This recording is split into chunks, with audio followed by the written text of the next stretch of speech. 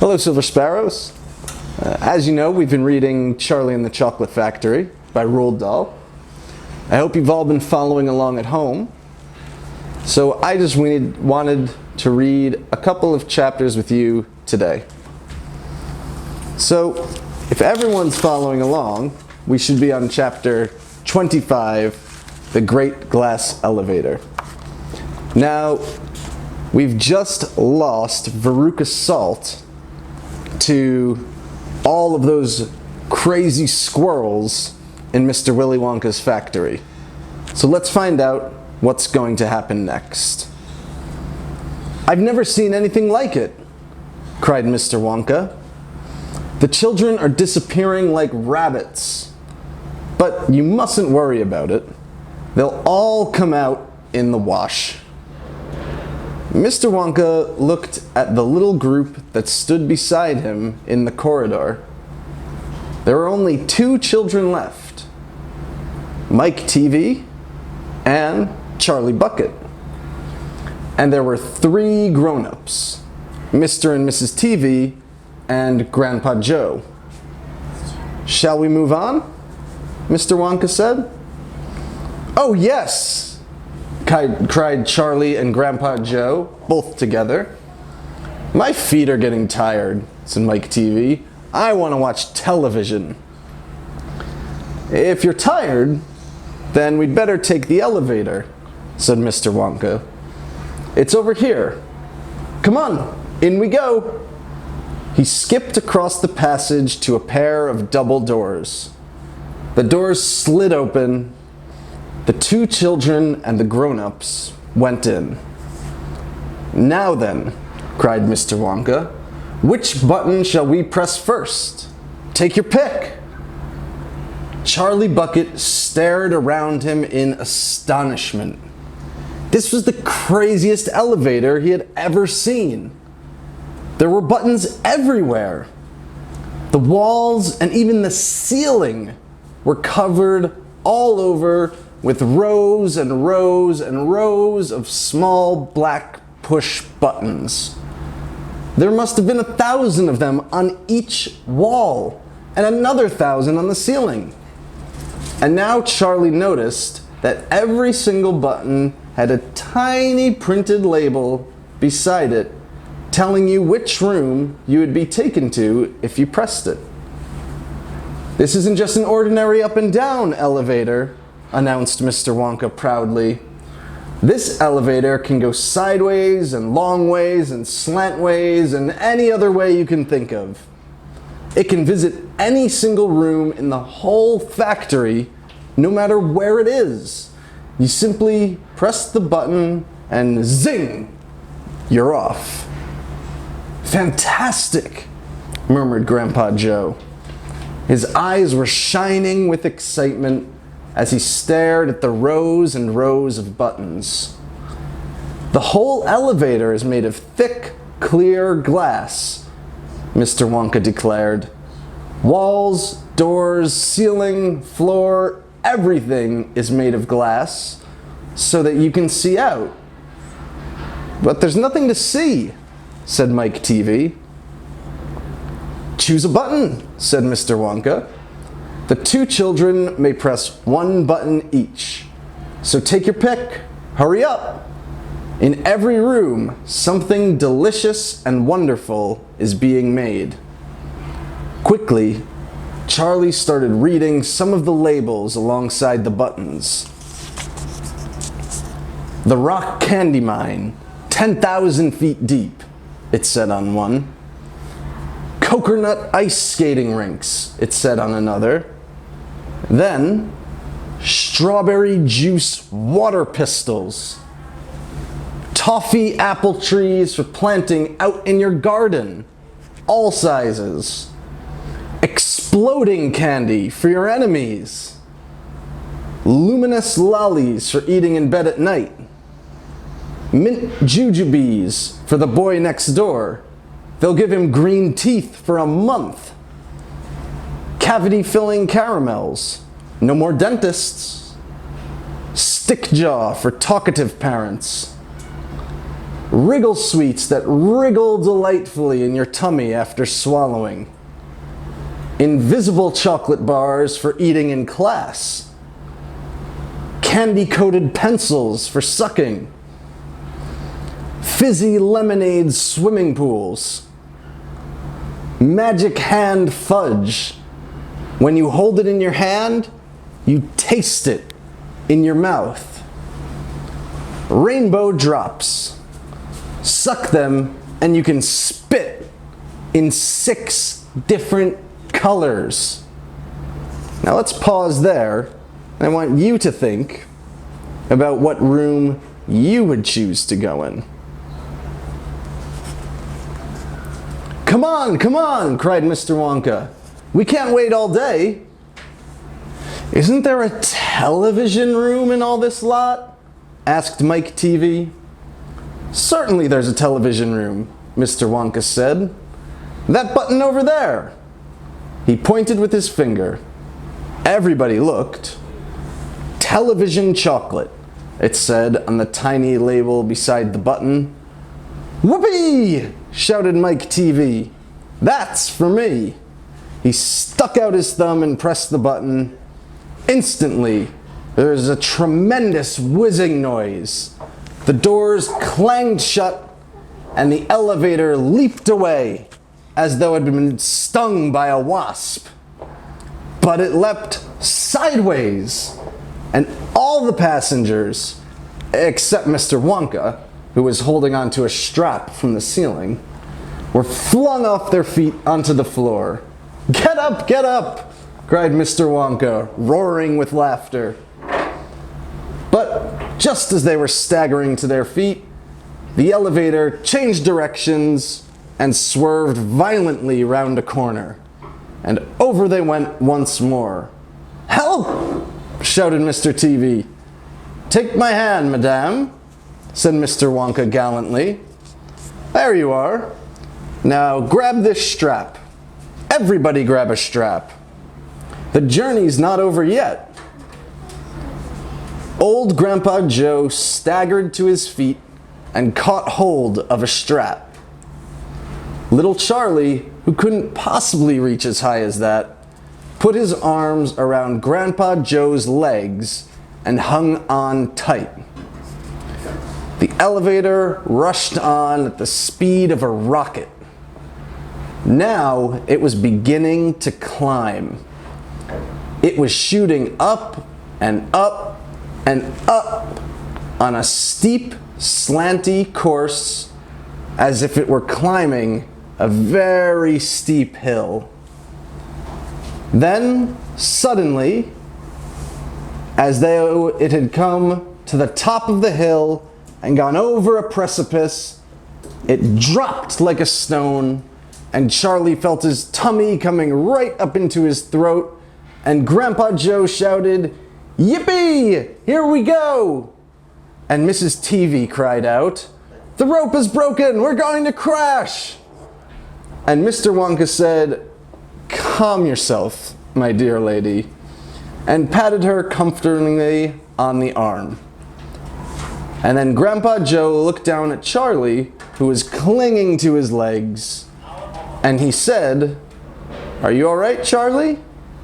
Charlie shouted, "I love it! It's like being on a roller coaster."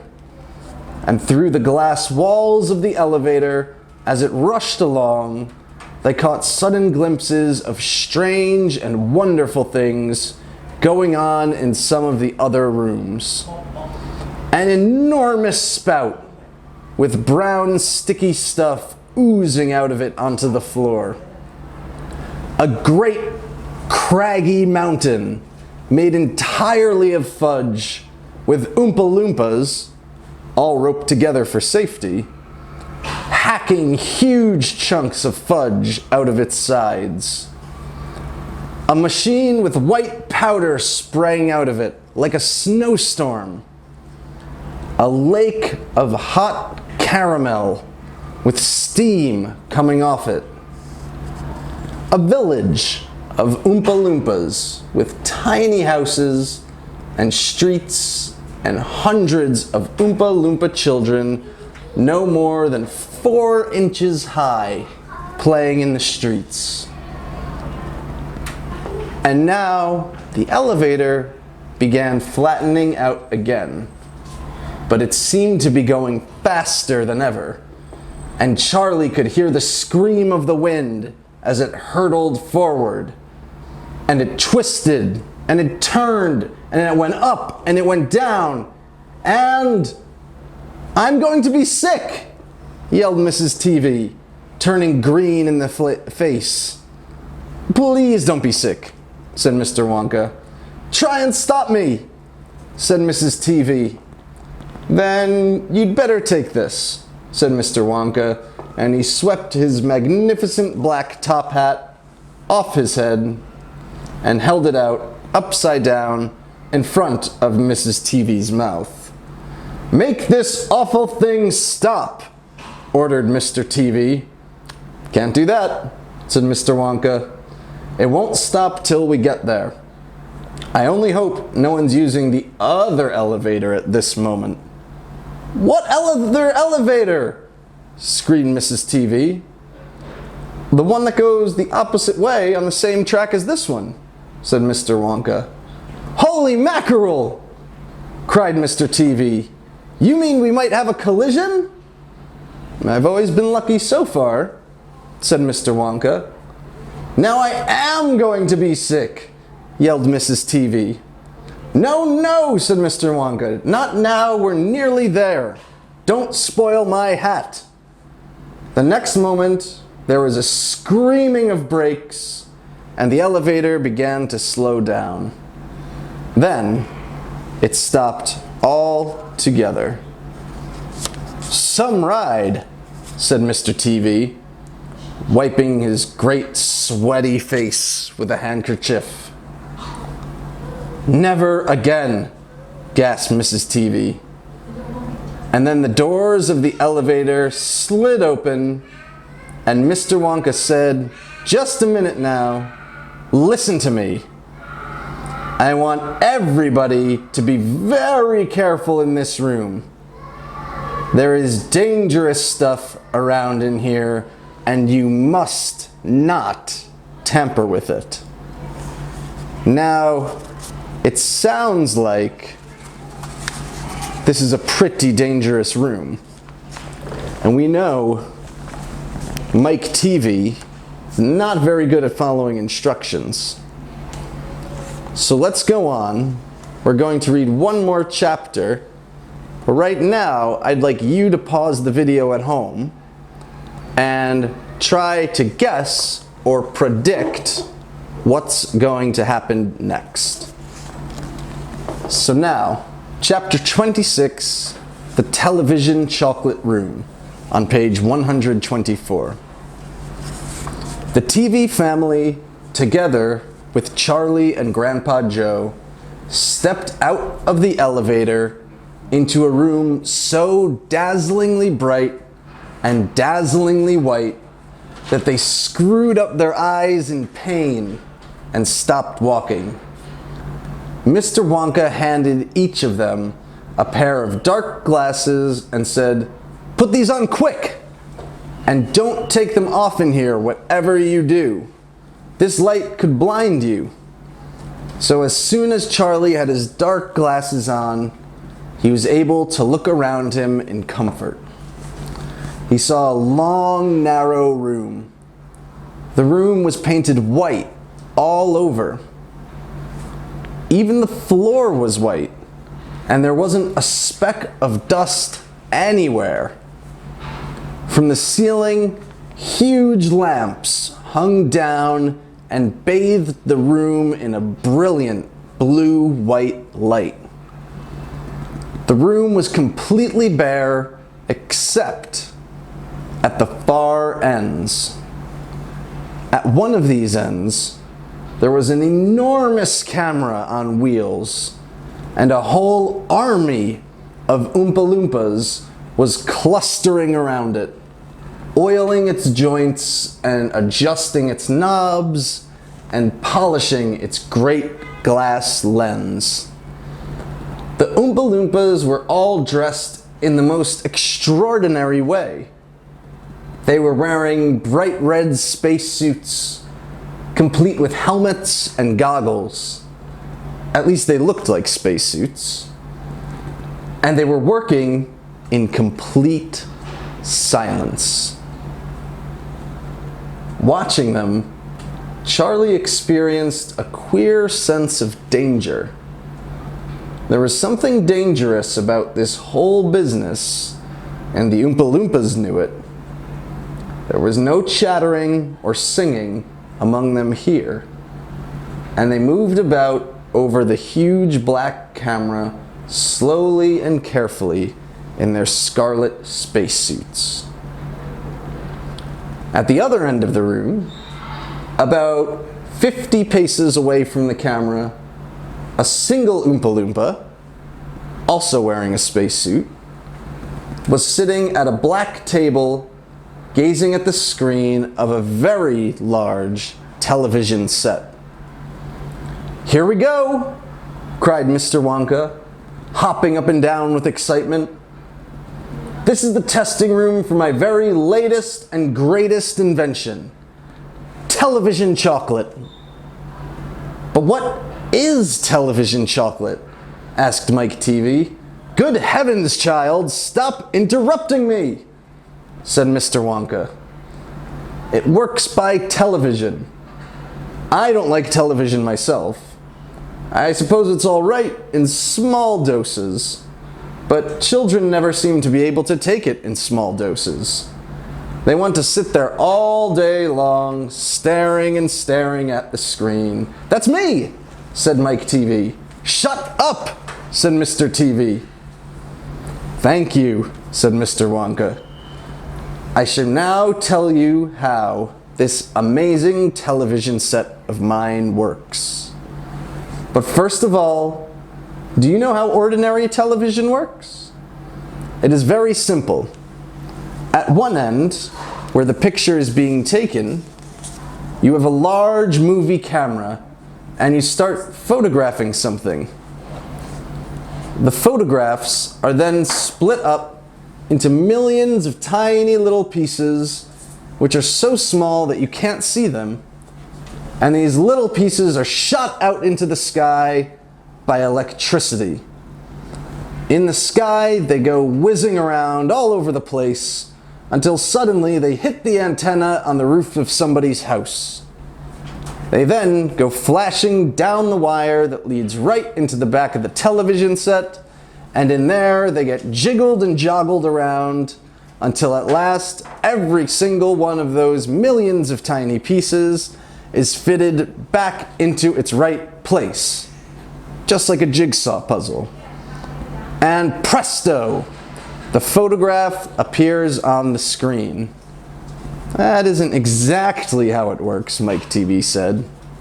"I'm a little deaf in my left ear," Mr. Wonka said. "You must forgive me if I don't hear everything you say." "I said that isn't exactly how it works," shouted Mike TV. "You're a nice boy," Mr. Wonka said, "but you talk too much.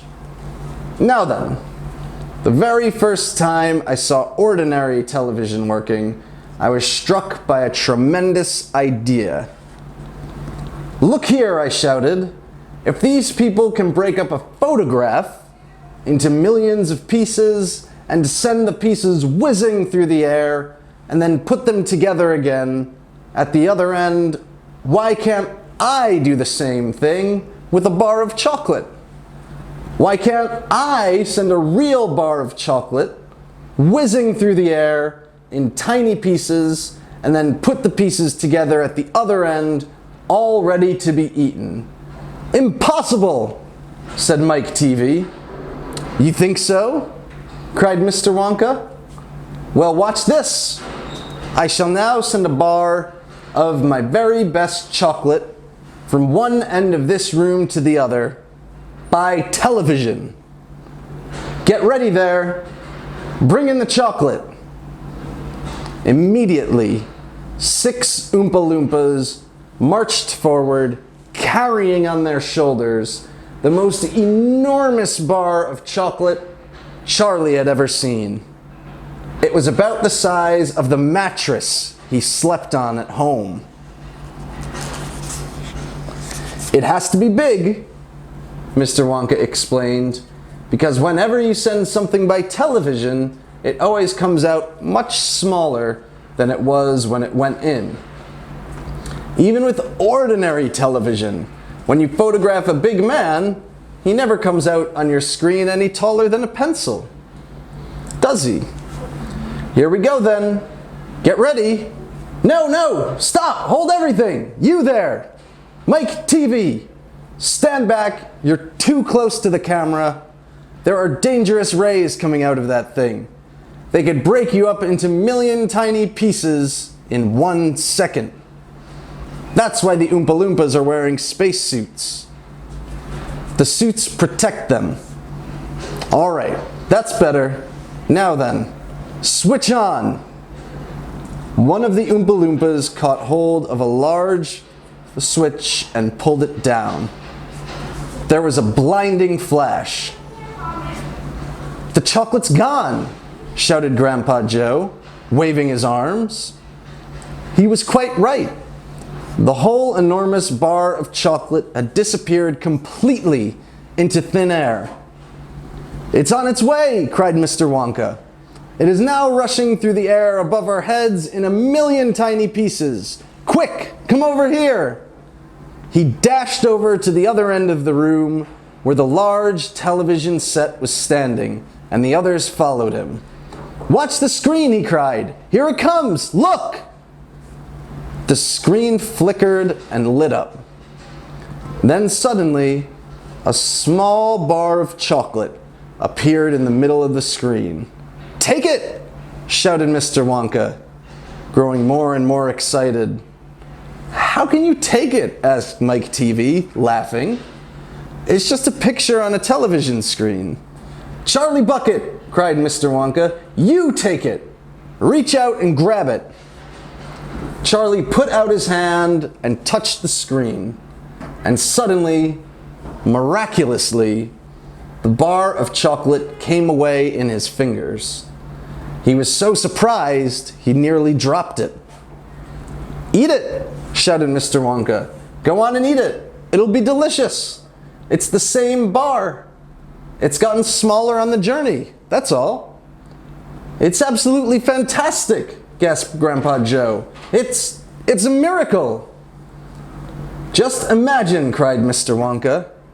When I start using this across the country, you'll be sitting at home, watching television, and suddenly a commercial will flash onto the screen, and a voice will say, Eat Wonka's chocolates. They're the best in the world. If you don't believe us, try one for yourself. Now! And you simply reach out and take one. How about that, eh? Terrific, cried Grandpa Joe. It will change the world. So let's pause there. We've now finished chapter 26. I think you've got a predictions worksheet that you can complete. And I hope you're all enjoying keeping up with the reading. And we'll see you soon. Thank you.